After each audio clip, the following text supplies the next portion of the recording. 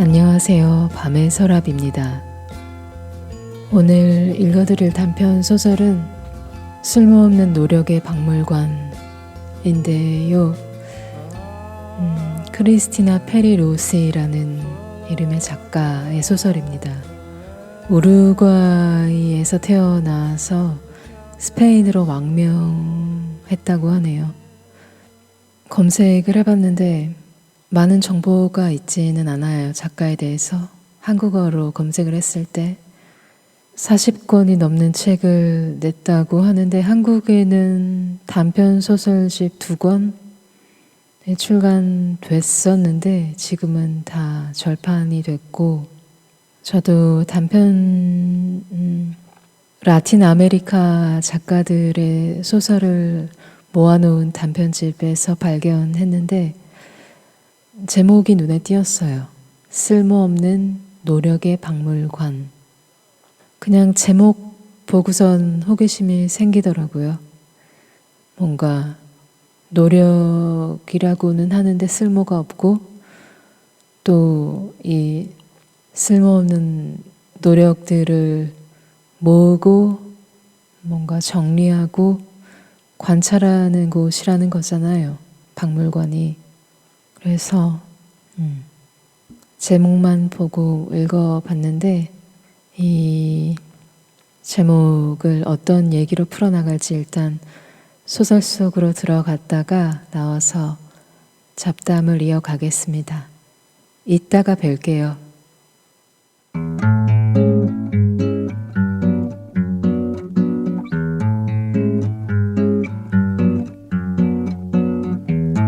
매일 오후 나는 쓸모없는 노력의 박물관에 간다.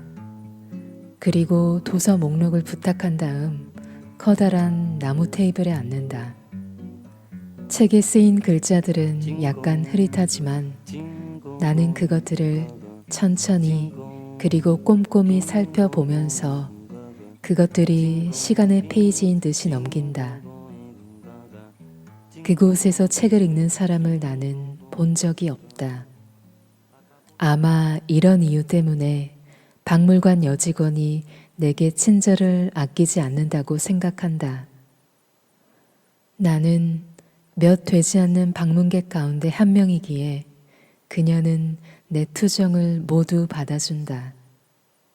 분명히 그 여직원은 찾아오는 사람이 없어서 직장을 잃을지도 모른다는 두려움을 갖고 있음에 틀림없다. 나는 박물관에 들어가기 전에 유리문에 인쇄체 활자로 적혀있는 안내판을 꼼꼼히 살펴본다. 그 안내판에는 개관 시간 오전 9시부터 오후 2시, 오후 5시부터 8시, 월요일 휴관이라고 쓰여 있다. 나는 내가 찾고자 하는 쓸모없는 노력이 무엇인지 거의 대부분 알고 있지만 그 여직원이 일할 수 있는 기회를 갖게끔 도서 목록을 달라고 한다. 몇 년도 것을 드릴까요? 그녀는 아주 친절하게 내게 묻는다. 1922년 목록을 주세요. 이런 식으로 나는 그녀에게 대답한다. 잠시 후 그녀는 자줏빛 가죽으로 장정된 두꺼운 책을 들고 다시 나타나 내 의자 앞 책상 위에 갖다 놓는다. 그녀는 매우 상냥하다. 그리고 만일 창문으로 햇빛이 적게 들어와 어둡다고 생각되면 그녀는 푸른 가세 청동 램프를 손수 켜주고서 불빛이 책 페이지를 향하도록 적당한 위치에 놓는다. 도서 목록을 반환하면서 가끔씩 나는 그녀에게 간단한 평을 곁들인다. 가령 이렇게 말한다. 1922년은 사건이 매우 많은 해였군요. 수많은 사람들이 쓸모없는 노력에 너무 힘을 기울였더군요. 전부 몇 권이나 됩니까? 14권이에요. 그녀는 내게 전문가로서 대답해준다. 그러면 나는 그 해의 쓸모없는 노력 몇 개를 유심히 살펴본다. 하늘을 날고자 하는 아이들, 돈을 벌려고 애를 쓴 사람들, 한 번도 제대로 작동하지 않았던 복잡한 기계들과 수없이 많은 연인들을 살펴본다. 1975년은 더욱 많은 사건이 있었어요. 라며 그녀는 약간 우울한 어조로 말한다. 하지만 입수된 자료들이 아직 모두 정리되지 않았어요. 사서들이 분류하려면 대단히 일이 많겠군요. 나는 생각에 잠겨 커다란 목소리로 말한다. 예, 그래요. 그녀가 말한다. 이미 구회에 해당하는 몇 권의 도서 목록이 발행되었는데도 겨우 C자밖에 못했어요. 반복된 것들을 모두 뺐는데도 그래요. 사람들이 쓸모없는 노력들을 계속 반복한다는 건 매우 흥미로운 현상이다. 하지만 도서 목록에는 그런 것들이 기록되어 있지 않다. 그렇다면 엄청난 분량이 될 것이기 때문이다. 어떤 남자는 매번 다양한 기구를 갖추고는 7번이나 날려고 했고, 몇몇 창녀들은 다른 직업을 찾기를 원했으며, 어떤 여인은 그림 그리기를 원했고, 어떤 사람은 공포심을 없애려고 무진 애를 썼으며, 이 외에도 거의 모든 사람들이 죽지 않길 원했거나 아니면 마치 그런 것처럼 살아가곤 했다. 여직원은 쓸모없는 노력의 극히 일부분만이 박물관에 입수된다고 확신한다. 첫째는 행정기관에 예산이 없기 때문에 그런 것들을 구입하거나 자료를 교환할 수 없으며 박물관의 일을 국내외에 알릴 수도 없기 때문이다. 둘째는 계속해서 행해지는 쓸모없는 노력이 터무니없이 많고 따라서 보수나 사람들의 이해를 바라지 않고 일할 많은 사람이 필요하기 때문이다.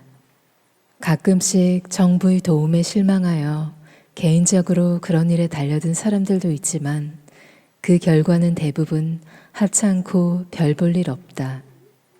나와 대화를 나누는 박물관의 친절한 여직원인 비르히니아는 그들이 관심 있어 둘러본 이런 개인적인 정보들은 너무 요구사항이 많고 남을 이해하려는 노력이 부족하여 박물관의 목적과는 맞지 않는다고 자신있게 말한다. 박물관 건물은 도시 외곽 지역의 허허벌판에 우뚝 서 있다. 그곳은 고양이와 쓰레기들로 가득 차 있으며 땅을 조금만 파면 아직도 옛날 전쟁에 쓰던 포탄과 녹슨 칼 손잡이 그리고 시간이 지나면서 부식된 노새의 턱뼈들을 찾을 수 있는 곳이다. 담배 있어요?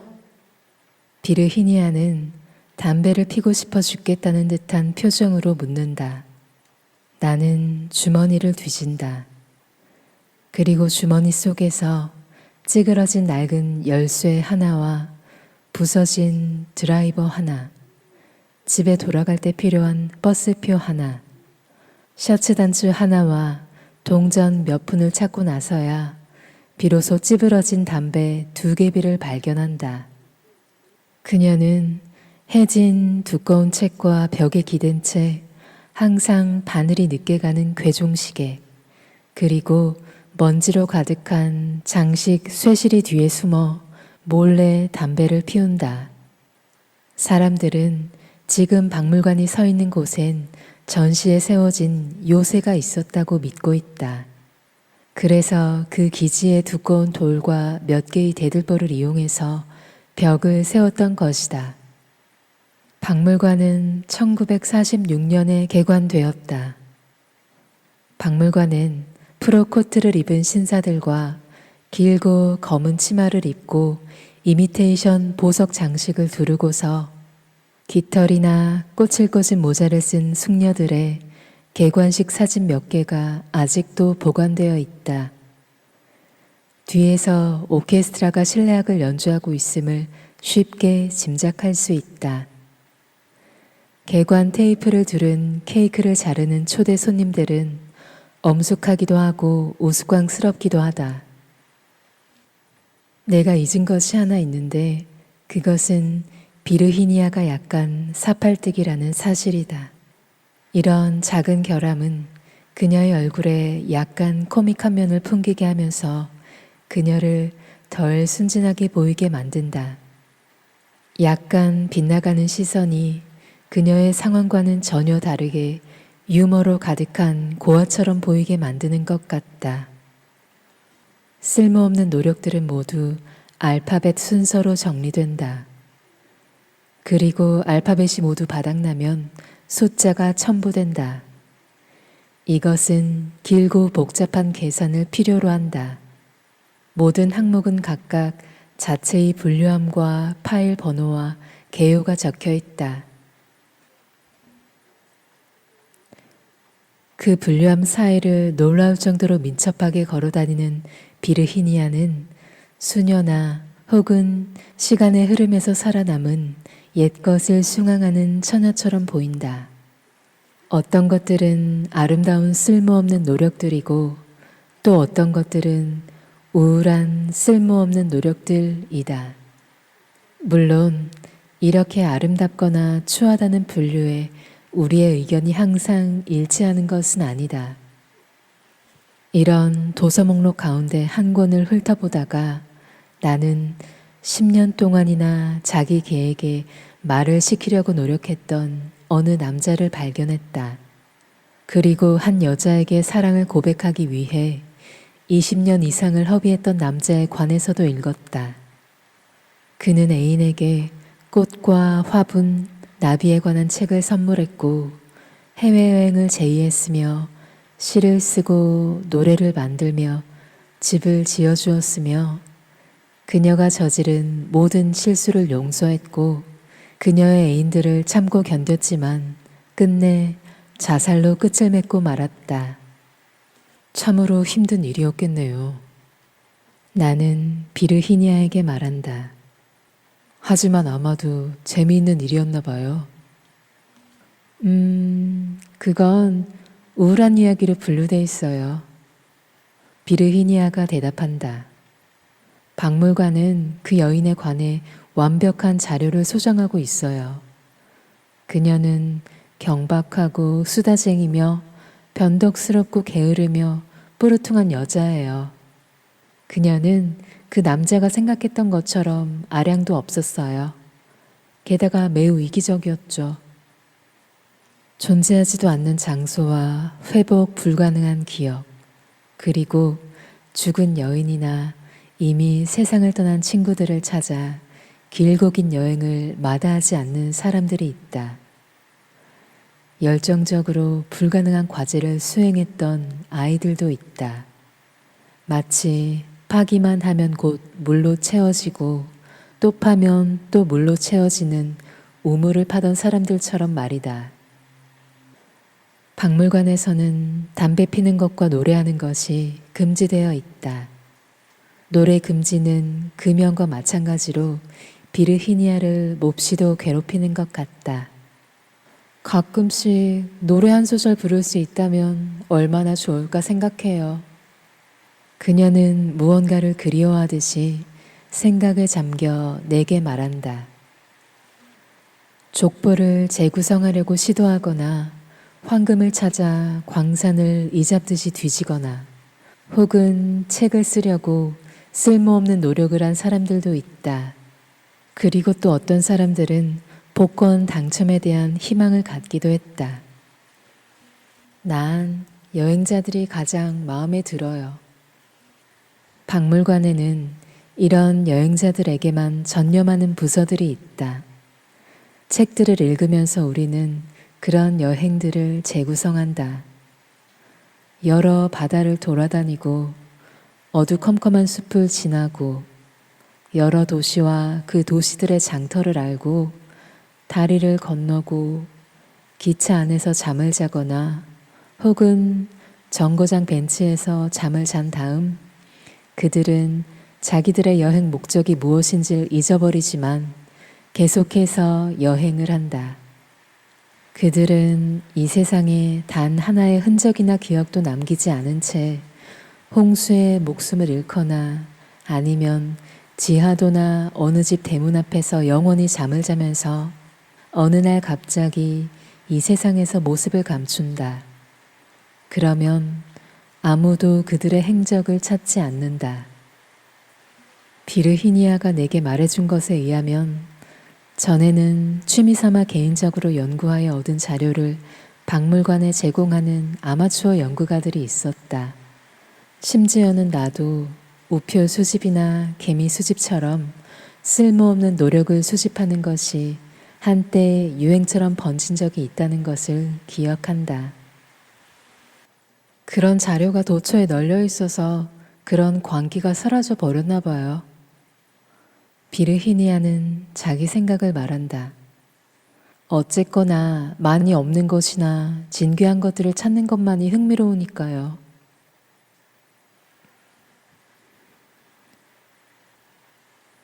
그 당시에는 세계 도처의 많은 사람들이 박물관을 찾아 정보를 부탁했으며 특이한 경우를 발견하면 해당 서류함에서 팸플릿이나 간단한 인쇄물을 찾아 그것에 담긴 이야기들을 가득 담아서 자기 나라로 돌아간 후에 자기들이 발견한 사진을 덧붙여 다시 인쇄해 출판하곤 했었다.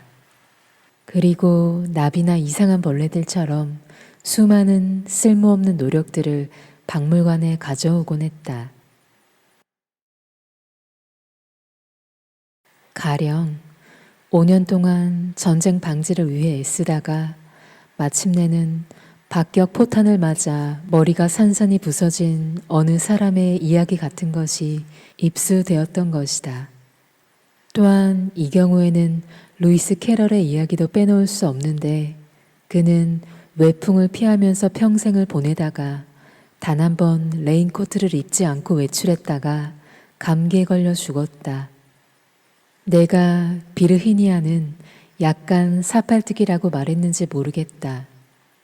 가끔씩 나는 어디로 향하는지 모르는 그녀의 시선을 쫓아다니며 즐긴다.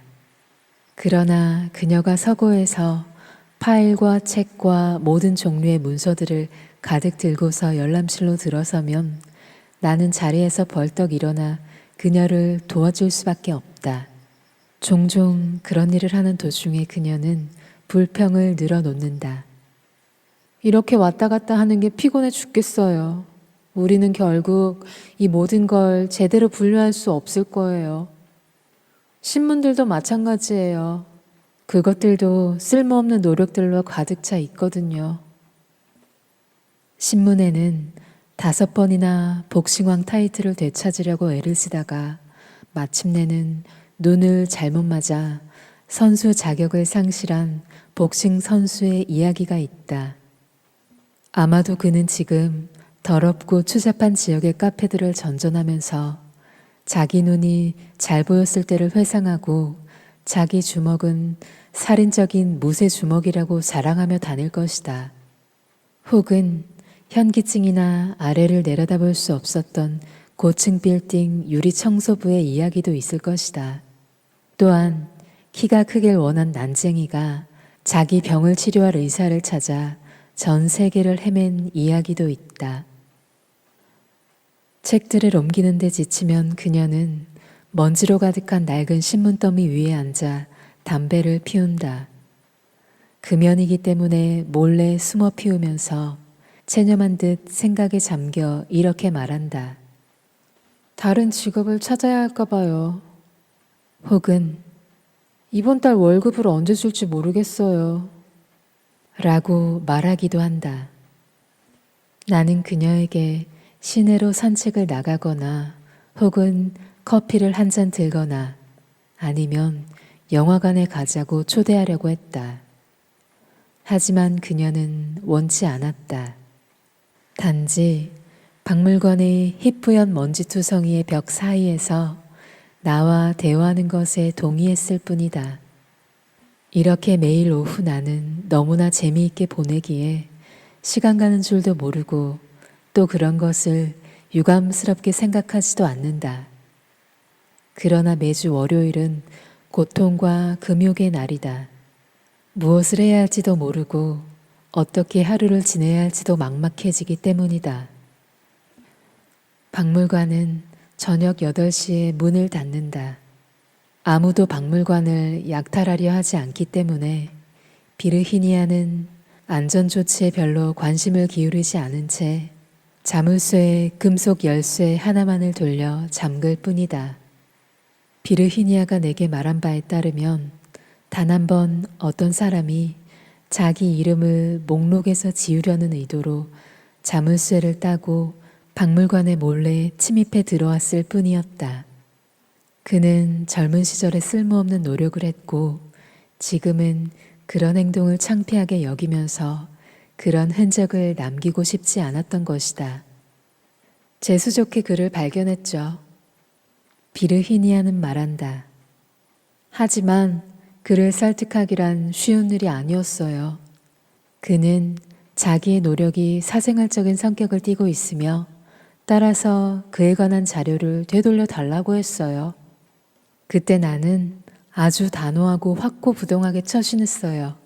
그것은 수집할 가치가 있는 진귀한 품목이었어요.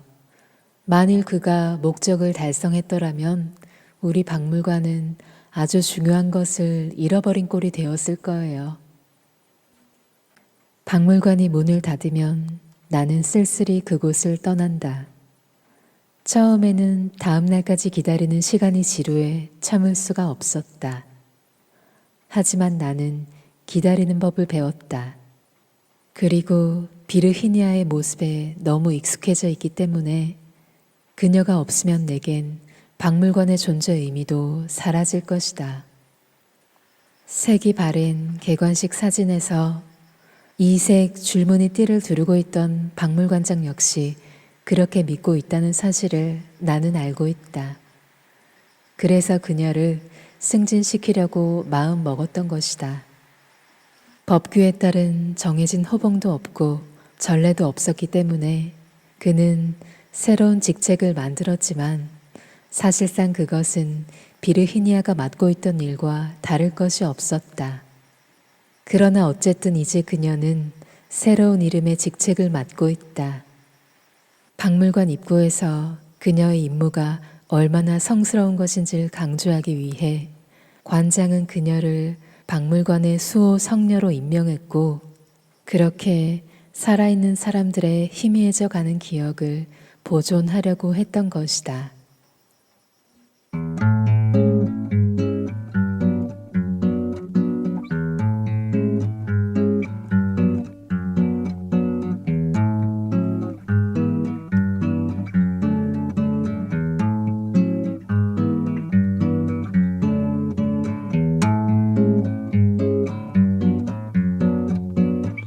징공 징고고이 군가가 징공 긴고고이 군가가 징공긴 징고고이 군가가 징공긴 긴고고이 군가가 acabou chorar e ficou tudo lindo de manhã cedinho tudo kkk na fé fé fé no bubulili, no bubulilindo,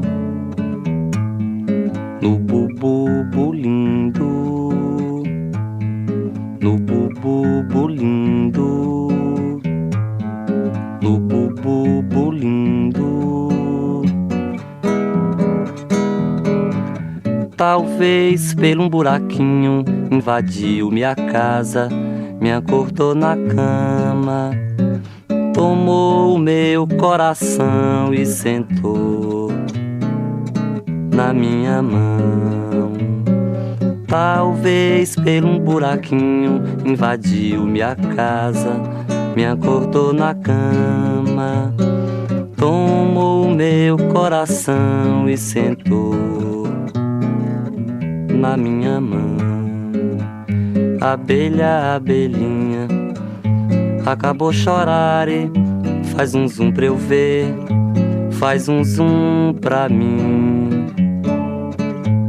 Abelho, abelhinho, escondido faz bonito, faz zum e mel, faz zum e mel, faz zum e mel. Da de lambu já tem o carneirinho presente na boca, acordando toda a gente tão que suavemente. Da de lambu já tem o carneirinho presente na boca, acordando toda a gente tão que suavemente. Abelha carneirinho acabou chorar no meio do mundo. Respirei eu fundo, foi-se tudo pra escanteio. Vi o sapo na lagoa, entrei nessa que é boa. Fiz zum e pronto, fiz zum e pronto, fiz zum e pronto, fiz zum.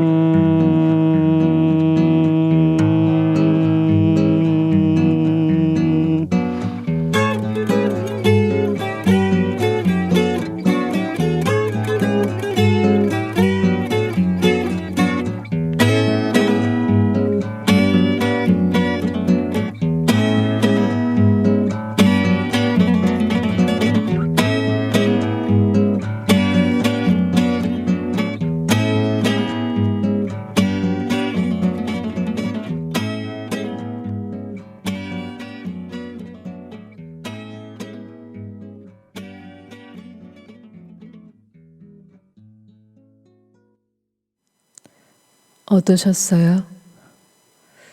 저는 이 소설을 읽는 내내 그냥 기분이 좋더라고요. 밥을 먹으면서도 이 소설 속 분위기가 생각이 나더라고요. 뭔가 박물관이라고는 하는데 약간 도서관에 가까운 그런 곳을 상상하면서 학교 다닐 때 자주 그냥 갔던 도서관도 생각나고, 공부도 안 하고 책을 안 읽어도 그냥 갔었거든요. 그냥 그 공간을 참 좋아했어요. 길게 뻗어 있잖아요, 책 그 선반들이. 근데 선반들 끝에 나무 의자를 배치해 뒀었거든요. 통유리창 너머로 학교 풍경이 한눈에 보이고, 계절마다 선명하게 그 풍경이 바뀌는 것도 보기가 좋았고, 뭐 계절마다가 아니라 매일매일 달랐으니까. 근데 이 소설은 어떤 사건이 없어도 도서관에 가까운 박물관에서 일하는 여자와의 어떤 소소한 대화, 그녀를 관찰하는 거, 이런 것만으로도 되게 멋진 소설이 되는 게, 내가 또 묘하게 자꾸만 생각이 나요. 이 박물관의 분위기와 이 비르히니아라는 여자가 일하는 모습, 이게 나랑 전혀 상관이 없는 이야기가 아니라 어딘가 도서관에서 볼 수 있을 법한 그런 모습이잖아요. 게다가 비르히니아라는 여자가 말을 많이 하는 것도 아닌데, 약간 그 러브레터, 일본 영화 러브레터에서 여자 후지가 떠오르기도 하고, 그때 사서였잖아요. 내 감기 걸려서 코를 훌쩍거리면서 책을 이렇게 잔뜩 품에 안아가지고 도서관 책 선반에 정리하던 모습도 떠오르고, 내가 아는 뭔가 그 사서의 모습과 자꾸 비교도 하게 되고 뭔가 겹쳐 보이기도 하고 그러는 것 같아요. 마지막에 정말 쿵 때리는 뭔가의 그 가슴을 쓸어내리는 그런 무게감이 있는 감동은 아닌데 읽는 내내 그냥 이 화자가 이야기를 끝내지 않았으면 좋겠다는 생각이 들더라고요. 이런 식으로 뭔가 쓸모없는 노력의 흔적들, 그것들을 모으고 정리하고 찾아내는 과정도 그렇고 비르히니아와의 그런 아주 소소한 담소만으로도 되게 즐겁더라고요. 게다가 이 쓸모없는 그 노력들을 하나씩 하나씩 모은다는 설정 자체가 참 즐거웠어요. 사실 쓸모없는 것이 아니고 쓸모없는 노력이라고 하잖아요. 근데 과거를 돌아보면, 기억들을 더듬어 보면 어떤 쓸모없는 노력이야말로 정말 생각해 보면 가장 뭔가 개인적인 나라는 사람을 드러내는 거 아닌가? 나라는 사람이 이런 사람이구나 하는 걸 알게 되는 것 같아요. 그런 쓸모없는 노력들이야말로.